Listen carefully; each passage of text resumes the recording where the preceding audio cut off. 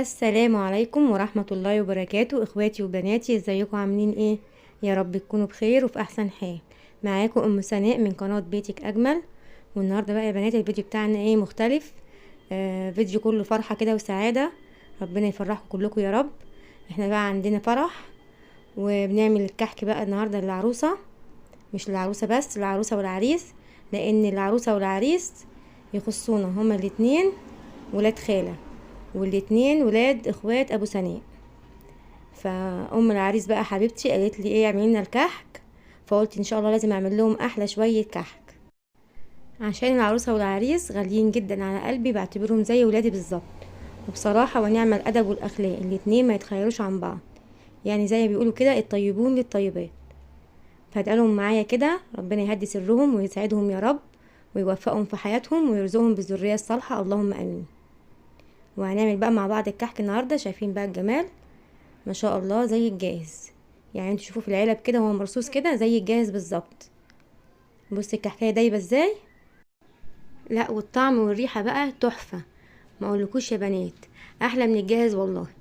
ركزي بس معايا وانا هقولك على المقادير كلها والخطوات واسرار المحلات اللي تخلي الكحك معاكي يطلع جميل ومفهوش ولا غلطه. خليكوا بقى معايا، شاركوني وشاركوا فرحتنا النهارده، ونبدا مع بعض ونقول بسم الله. ومعانا هنا كده يا بنات بسم الله ما شاء الله 6 كيلو دقيق. احنا هنعمل الكميه دي النهارده، بس انا هنزل لكم مقادير ال2 كيلو. عايزه تضاعفي بقى الكميه، تضاعفي المقادير، عايزه تقلليها هتنقصي المقادير. فاحنا معانا كده ل6 كيلو دقيق 3 كيلو سمنه، دي سمنه على زبده يا بنات مسيحينها. ومعانا كيلو ونص لبن، تمام، يعني كل كيلو دقيق عليه نص سمنه وليه ربع لبن، تمام. ومعانا السكر ده سكر بودره، هناخد منه برده، هقول لكم هناخد منه قد ايه. ومعانا هنا ده السمسم، ده ربع كيلو سمسم، ربع وشويه، يعني حوالي 300 جرام سمسم محمصينه كده في سمنه، هقول لكم برده المقدار قد ايه دلوقتي. ومعانا 6 اكياس فانيليا، لكل كيلو كيس فانيليا. ومعانا هناخد كيس ونص بيكنج باودر، يعني بمقام 6 معالق. ومعانا الخميره وريحه الكحك، ومعانا ذره ملح، تمام. دي كده المقادير بتاعتنا النهارده، هقول لكم بالتفصيل هناخد من كل حاجه قد ايه والمقدار بالظبط. اول حاجه بقى ننخل الدقيق كويس قوي كده زي ما انت شايفه، تمام. هننزل بقى على الدقيق بايه، بالمكونات الجافه كلها. معانا كده الفانيليا، هننزل ب6 اكياس فانيليا، زي ما قلنا لكل كيلو كيس فانيليا، تمام. اهو كده بالشكل ده. البيكنج باودر بقى هناخد كيس ونص، يعني بمقدار 6 معالق، تمام. 6 معالق من بتاعت الشاي يعني. كده نزلت بالكيس وادي بنص كمان اهو. ومعايا دي ريحه الكحك، هحط 3 معالق، تمام. وذره ملح برضو، بص 3 مرات كده بمقدار يعني مقدار مثلا ال2 كيلو احط لهم ذره ملح. هنقلب بقى كل المقادير الكافه دي كلها مع بعضيها بالشكل ده كده، لما يختلطوا مع بعضيهم كويس كده، تمام. وبعدين بقى هننزل عليهم بالسمسم. معانا بقى السمسم ده يا بنات انا نقيته كويس وحطيت ده 300 جرام سمسم، يعني مقدار 50 جرام للكيلو، تمام. حطيتهم على على 12 معلقه سمنه، يعني 12 معلقه سمنه، وحمصتهم مع بعض كده، يعني مقدار معلقتين للكيلو، فاهميني كده؟ يبقى لل6 كيلو حطيت لهم 12 معلقه سمنه و300 جرام سمسم، نحمصهم مع بعض كده على النار، بس مجرد ما تطلع ريحتهم كده تشيليهم على طول، ما تسيبوش يتحمص قوي، وهتنزلي بيهم على الدقيق. الخطوه دي بقى يا بنات هتخليكي الكحك حاجه تانية خالص. ده بقى سر المحلات اللي بيخلي الكحك معاكي يبقى مش معمول بسمنه بلدي وتحسيه كانه بسمنه بلدي بالظبط. بصوا بقى الخطوه التانية ديت، انا معايا هنا كده 15 معلقه سكر، يعني انا بحط لل2 كيلو دقيق 5 معالق، تمام. ل2 كيلو دقيق 5 معالق سكر بودره. هننزل بقى بالسمنه، السمنه تكون معانا سايحه مش مقدوحه، عشان في ناس بتعمل الكحك بسمنه مقدوحه بينشف معاكي، تمام. فاحنا قلنا هناخد لكل كيلو دقيق نص سمنه، فانا هحط 3 كيلو سمنه ل6 كيلو، العلبه دي يا بنات دي علبه جبنه مقدار نص كيلو، فانا بعاير بيها على طول يعني عشان ما عنديش ميزان. انا كده حطيت 3 كيلو سمنه، دي سمنه مسيحينها على زبده يعني عشان تدي طعم حلو. عايز تعملي بسمنه عاديه لوحديها عادي خالص، بزبده لوحديها برضو عادي مفيش مشكله، بس تكوني مسيحه الزبده. تمام. بعد ما تنزلي بقى بالسمنه هتقلبي بقى ايه العجين كله مع بعضه كده لما كله يشرب من السمنه، ما تخليش اثر للدقيق خالص. تمام. يبقى احنا قلنا السمنه تكون معانا يعني دافيه بس ما تكونش مقدوحه، يعني سايحه كده ودافيه، وتنزلي بيها على العجين. لكل كيلو دقيق نص سمنه. تمام. تبداي بقى ايه بعد ما خلاص كله اتشرب كده ومفيش اثر للدقيق، تبداي بقى تبسي كده في العجين. تمام. تدعكي كده العجين في بعضه كده بالطريقه دي، ما تسيبيش حته قبل ما تعمليها من كل ناحيه. مهما كانت الكميه معاكي كبيره، بسم الله ما شاء الله يعني، اللهم صل على النبي، تجيبي من تحت كده لفوق وتبسي بقى كده على ايدك. تمام. هو هياخد منك وقت شويه. هنعمل بقى ايه؟ هننزل بايه دلوقتي؟ باللبن. زي ما قلت لكم العلبه ديت مقدار نص كيلو، انا كده حطيت كيلو لبن.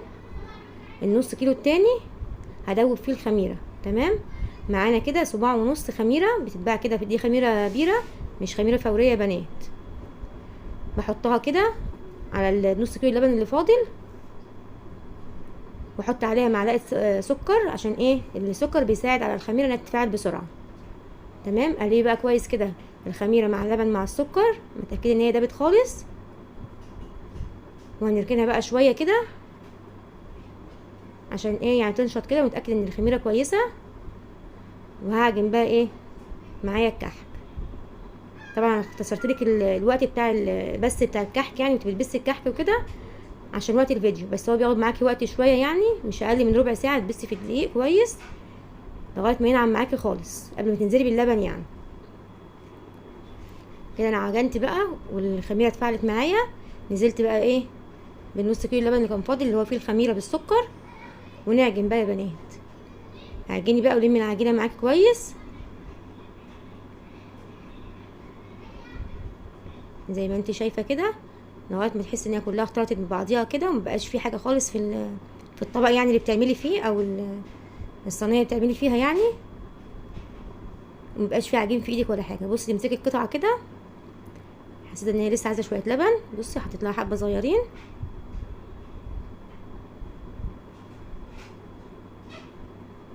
حسيت العجينه كده ايه مش يعني ايه ناشفه شويه، مش السمك اللي انا عايزاه. حبه لبن صغيرين كده وعجنت تاني.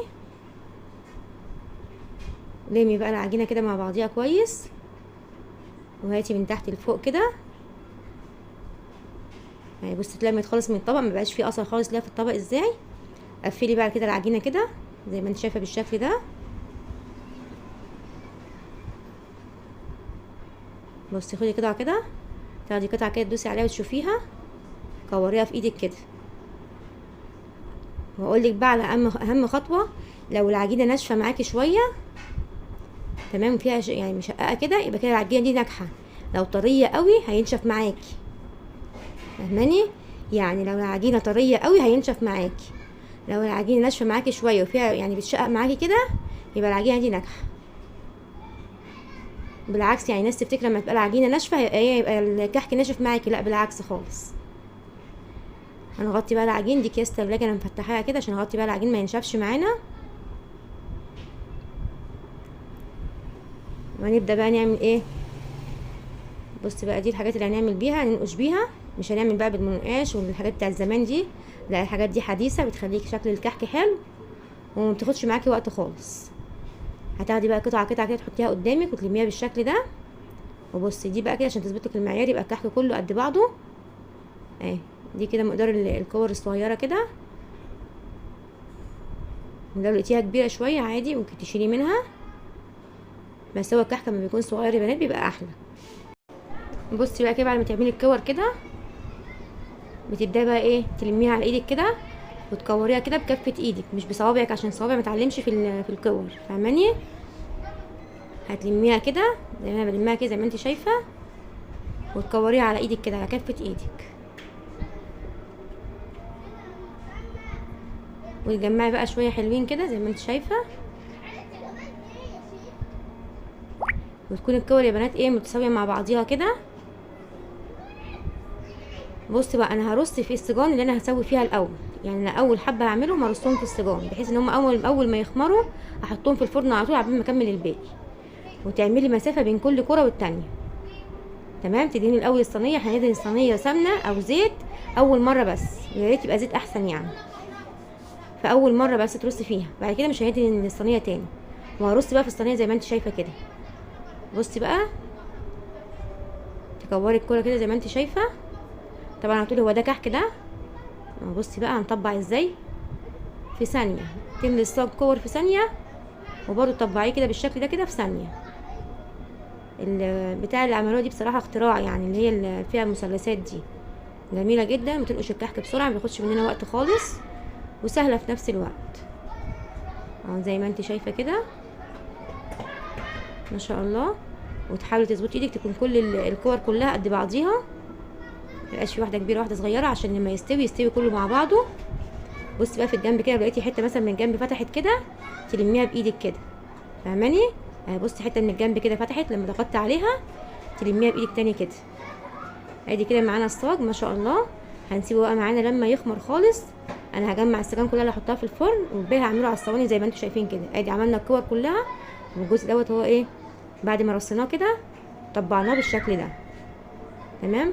دي بقى السجان الاولانيه اللي عملتها قبل الصواني الكبيره، دخلتها المطبخ بقى عشان خلاص ولعنا الفرن. معانا كده اول جزء ده كده خمر معانا زي ما انت شايفه. بتلاقي بقى الكحكايه رفعت معاكي كده، وتحسيها بقت هشه كده. بصي متغطى عليها هشه ازاي. هو كده خمر معانا كده بالشكل ده كده، يبقى كده خمر. هبدا بقى ايه اسوي اللي عملتهم من الاول. الرصه اللي انت شايفاها قدامي دي اول حاجه نقشتها. هحطها بقى في الفرن كده زي ما انت شايفه، وابدل السجان كده لغايه ما تطلع معايا بالدرجه دي كده واللون ده زي ما انتم شايفين. بصوا ما شاء الله، ما تخليهاش تحمر من تحت اكتر من كده، ومن على الوش برضو الدرجه بتاعتها كده كويسه. بص بقى السجان اللي هي السمره دي بتاعت الفرن دي ما بسويش فيها يا بنات، لان السوا بتاعها وحش بيخلي الحاجه تتلسع معاكي. وبرضو بص لما ركنت فيها العجين شويه عبال ما خمر لزق فيها، فلو جيت شلتها بايدي مش هتطلع معايا بالايد كده، هتبقى ايه لازقه. فبتشيليها كده بحاجه كده زي ما انت شايفه. وبصي بقى كده هنا ضيقت الصاج دوت، رصيت يعني الرصه كده ضيقه قريبه من بعضيها، عشان كنت طلعت اول صاج ولقيته ايه ما ارتفعش قوي يعني، والكحكايه ما زادتش. فانت ما تزنقيش قوي يعني كده في الصاج الكحك جنب بعضه كده الا لما تتاكدي ان هو ايه ما زادش قوي يعني، عشان ما يلزقش في بعضه. بصي بقى الخطوه دي مهمه جدا. لما بنطلع الكحك ده من الفرن وهو سخن كده، بتكوني انت مجهزه بقى سكر بودره، وتحطي الكحكايه كده في الايه في السكر، وترصيها كده في الكرتونه زي ما انت شايفه كده. كده بقى الكحك بيشرب من السكر، ويفضل ايه السكر عليه، غير لما ترشيه من على الوش كده بيقع من عليه تاني. فكده بيبقى يعني ايه الكحك طعمه احلى، فاهماني؟ كده بقى خلصنا الكميه كلها وعملناها بالسكر كده ورصيناها زي ما انتم شايفين. الكراتين دي يا بنات كانت عندي، احنا بنجيب حلاوه المولد كل سنه من مكان معين يعني، فبتيجي ايه في الكرتونه دي، فبحتفظ بيها بقى يا بنات، ما برميهاش يعني، بتنفع هي زي ما انتم شايفين.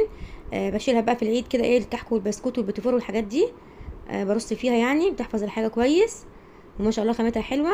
اهم حاجه بقى قبل ما ارص الحاجه فيها بحط فيها اكياس تلاجة كده، بقطع الكيس كده وافرده على الاخر، واحطه ايه في الكرتونه من تحت، واقطع كيسين تانيين برضو افردهم واخليهم ايه قصاد بعضيهم كده، واطلع طرف الكيس بره زي ما انتم شايفين كده، بحيث ان انا ارجع اغطي بيه من على الوش، يبقى كيس موجود على طول في الكرتونه، ويبقى مغطي الكحك كده يا بنات ومحافظ عليه. بصوا بقى ما شاء الله، بصوا الكحك وجماله، بصوا الكحكايه دايبه ازاي، تتقطم قطم كده، بصي تدوب في البق على طول. يعني مش قادره اقول لكم بقى. وريحه البيت بقى ايه يعني، ريحه الكحك والله كانه معمول بسمنه بلدي. احنا حاطين له زبده فرن اللي هي العاديه دي، الزبده الصفرا دي. بصوا بقى ما شاء الله جميل ازاي. وبصوا الرصه، وبصي لما بتحطي له السكر البودره بيبقى شكله حلو ازاي وطعمه حلو كمان. وبرده بقى في التقديم لما تيجي تحطي يعني في التقديم برده بنرش حبه على الوش كده. وده كان الفيديو بتاعنا النهارده يا بنات، يا رب يكون عجبك وتكوني استفدتي معايا. وما تنسوش تدعوا العروسه والعريس ربنا يتمم لهم بخير يا رب، واشوفكم على خير ان شاء الله. والسلام عليكم ورحمه الله وبركاته.